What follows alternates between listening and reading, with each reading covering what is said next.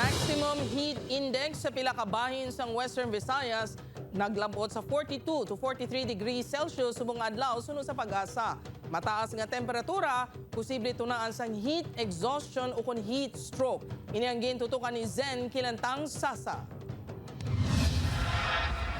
Nabatyagan ang tuman nga kainit sa syudad kag probinsya sang Iloilo subong nga adlaw base sa forecast sang pag-asa. Yara sa 42 to 43 degrees Celsius ang heat index o kun ang init nga mabatyagan sa pila ka lugar sa rehiyon.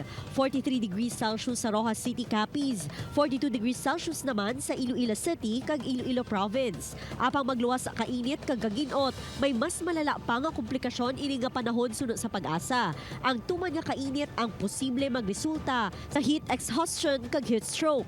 Mabatsagan tagid na ang mga amo nga tag-init man especially since 43 degrees hanggang 42 degrees mataas na ini siya kag ang 42 hanggang 43 degrees Celsius ma'am actually nabilong na ini siya sa danger category nga posible magdala sang heat cramps at heat exhaustion are likely good and heat stroke is probable with continuous exposures. Ginapanugyan na naman ang pumuluyo nga likawan anay ang pagwa sa balay o kung pagpainit ka hindi pagkalimtan nga mag-inom sa madamo nga tubig. Magandang kita kang maghalong kita tapos kung wala man tikinan lang nga mga outdoor activity or wala man importante nga laktan mag-stay indoor na kita man nagikainit.